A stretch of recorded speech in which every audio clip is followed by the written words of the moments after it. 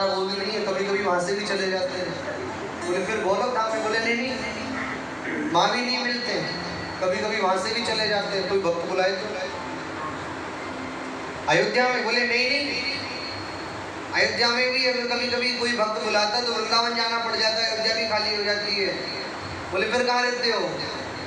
तो भगवान कहते हैं कि नाहं वसामि वैकुंठे योगिनां हृदय न च। ना तो मैं वैकुंठ में रहता हूँ, ना योगियों के हृदय में रहता हूँ। बोले फिर कहाँ रहते हो भगवान? बोले मदभक्ता यत्र गायन्ति तत्र तिष्ठामि नारद। मेरा भक्त जहाँ मेरा कीर्तन करता है, मैं तो उनके बीच में खड़ा हो जाता हूँ। कीर्तन जिनका होता होगा, होगी न कपट की चाल जहाँ, नाचते मिलेंगे हरि ललिता यशोदानंदन गोपाल। जहाँ पर भगवान का संकीर्तन होता है भैया, भगवान तो वहाँ ताता थैया करके नाचते हैं, और जहाँ पर हमारो कन्हैया नाचे वहाँ पे भक्त कभी बूढ़ो है सके? कभी बूढ़ा नहीं होता भैया। एक बार जोर से बोलेंगे राधे। कथा को विश्राम देने का तो मन नहीं हो रहा।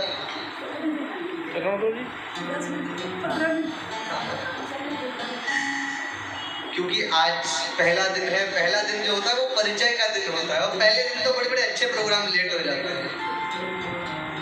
पहले दिन का अर्थ है व्यवस्था को जमाना, और जब व्यवस्था जम जाती है फिर भैया हमारा फिर तो भाई ठाकुर जी आगे बढ़ा लेते हैं।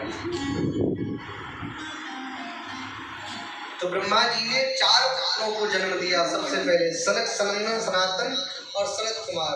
जब इन्होंने मना कर दिया कि नहीं पिताश्री अपने राम को भजन करेंगे, तो ब्रह्मा जी को बड़ा क्रोध आया, और ब्रह्मा जी के भ्रकुटी से नील लोहित ज्वाला निकली, और उसमें से भगवान रुद्र प्रकट हो गए। बोलिए रुद्र भगवान की। अब भोलेनाथ बाबा से बोले, देखो ये कल्पांतरों की कथाएं हैं, प्रत्येक कल्प की कथा अलग है। आप शिव पुराण उठा लो तो शिव पुराण में पढ़ने को मिलेगा कि सब कुछ भगवान शिव में है, शिव से कुछ भी अलग नहीं है। अब विष्णु पुराण पढ़ोगे तो विष्णु पुराण में सब कुछ भगवान विष्णु है, भगवान विष्णु से कुछ अलग नहीं है। पहले तो ये समझ लो कि शंकर और नारायण ये अलग नहीं है, एक ही है। भोले बाबा और हमारे श्री राम जी कोई अलग अलग नहीं है, एक ही है।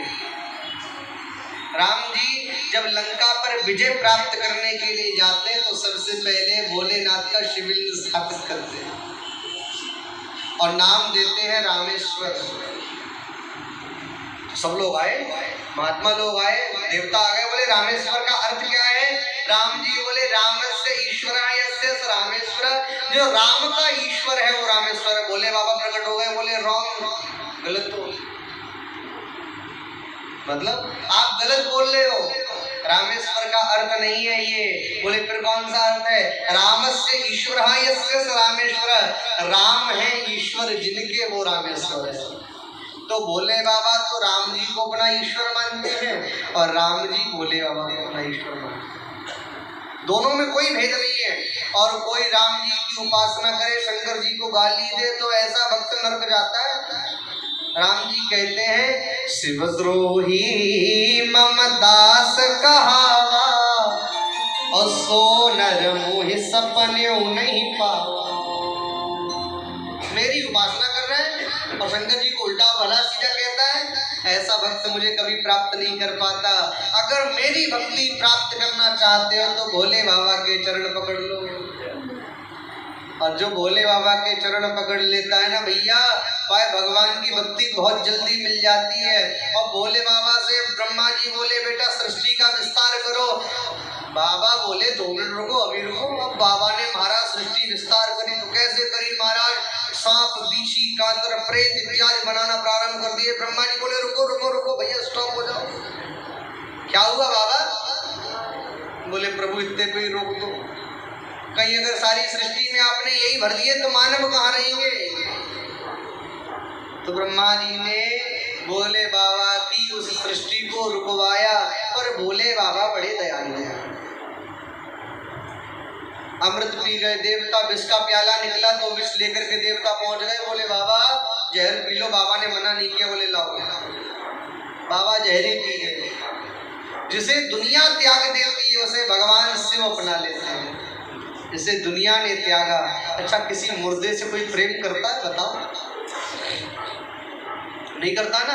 पर हमारे भोलेनाथ तो इतने दयालु हैं, इतने कृपालु हैं, इतने दीनानाथ, इतने दीन वत्सल हैं कि महाराज शमशान में ही जाकर के बैठ गए कि आओ यहाँ कोई छोटा बड़ा नहीं, यहाँ सब बराबर है। और हमारे भोले बाबा क्या करते हैं? शमशाने स्वक्रीडा स्मरहर पिशाचा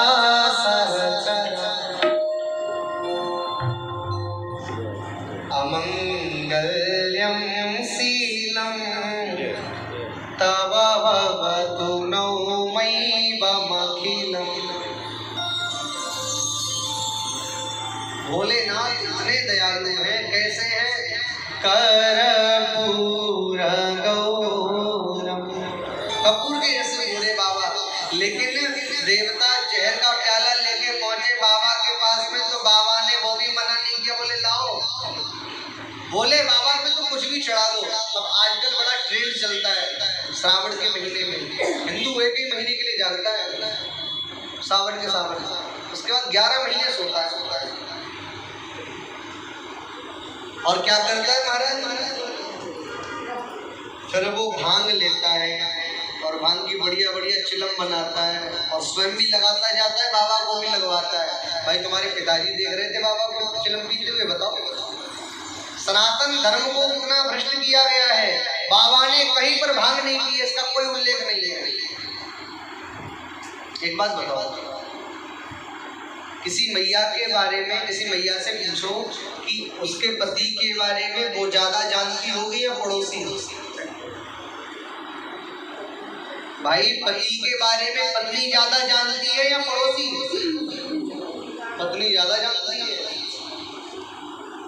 माता पार्वती से कहा कि शंकर तो बड़े बेकार है, कहाँ शंकर से प्रेम कर रही हो?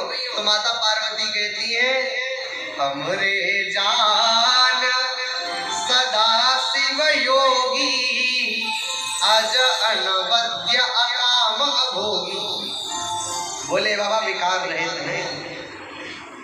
भांग बाबा को पिलाई नहीं गई है। जब बाबा ने कालकूट विष पिया तो गर्मी चढ़ गई थी बाबा को, तो भांग पीस करके बाबा के मस्तक पर लगाई गई।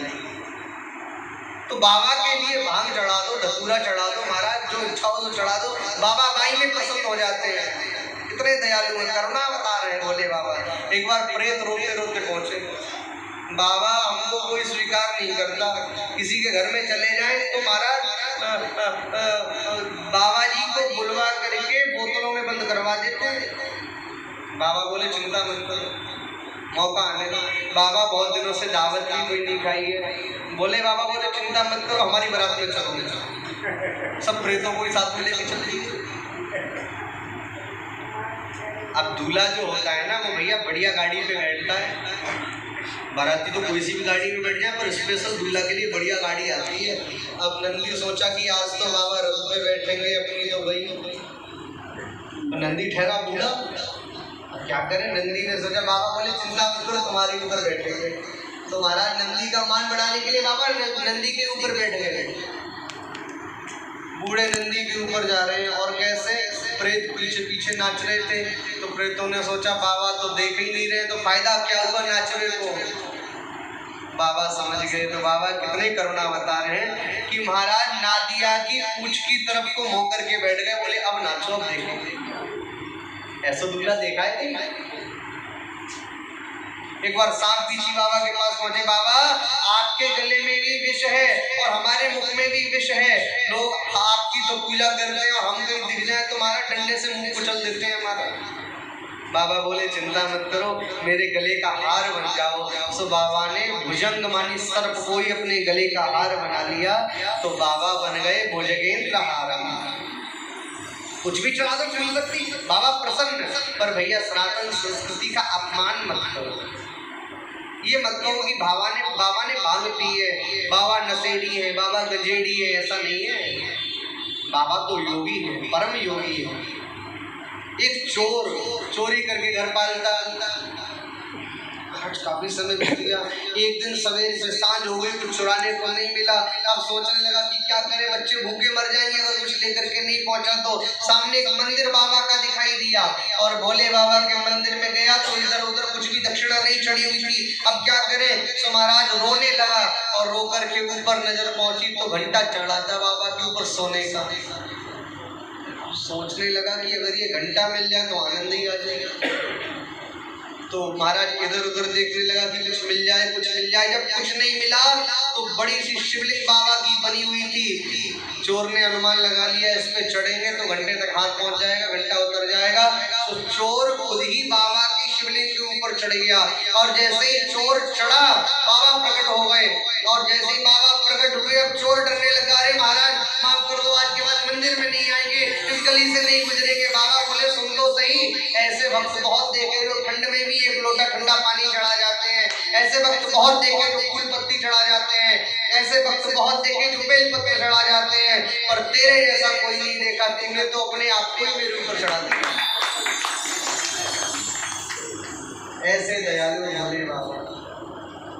अरे मेरे भोले बाबा अनाड़ी मत समझो, मेरे भोले बाबा को अनाड़ी मत समझो, मेरे शंकर बाबा को अनाड़ी मत समझो, मेरे शंकर बाबा को अनाड़ी मत समझो, अनाड़ी मत समझो, अनाड़ी मत समझो, अनाड़ी मत समझो, अनाड़ी मत समझो।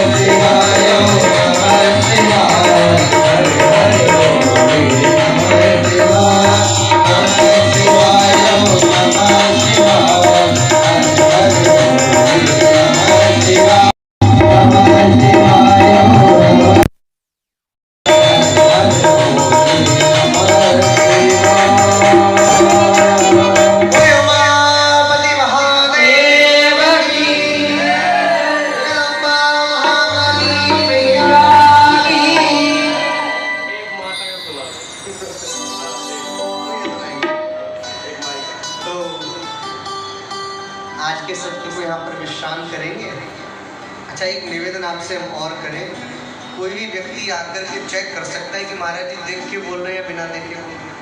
बिना देखे। हम कैसे बोल रहे हैं जानते हो? क्योंकि आप लोग बड़े अच्छे से सुन रहे हैं। जब श्रोता पैर बदलने लगता है फिर वक्ता की रील कट जाती है कि क्या बोल रहे हैं। तो आप लोगों ने पहले दिन का जो परिचय दिया है, इससे ये लग रहा है कि इस 7 दिन में हमको बड़ा आनंद आने वाला है। बहुत अच्छे ढंग से आप कथा सुन रहे हो, और पहले दिन इतने मन से कथा सुनने वाले श्रोता बहुत कम ही मिलते हैं।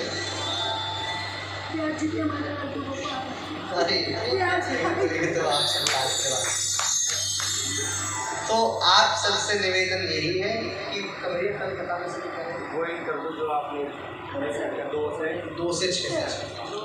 2 से 6 कथा का समय रहेगा कल से। तो सभी से निवेदन है, कथा का आनंद लेने के लिए हम ज़्यादा आपसे कोई दक्षिणा नहीं मांग रहे। हमारी दक्षिणा बस यही है कि 7 दिन तक, अब बामन आदमी दक्षिणा के बिना बात आगे बढ़े कैसे? भाई बिना दक्षिणा के तो बात हम आगे बढ़ाते ही नहीं है। तो बात यह है कि हमारी दक्षिणा यही है कि 7 दिन तक आप लोग बड़े ध्यानपूर्वक कथा सुना, और आप सब लोगों से उम्मीद यही कि बड़े प्रेम से सुनोगे। एक माता का भजन, उसके बाद फिर कथा को विश्राम देंगे, और कल कथा ठीक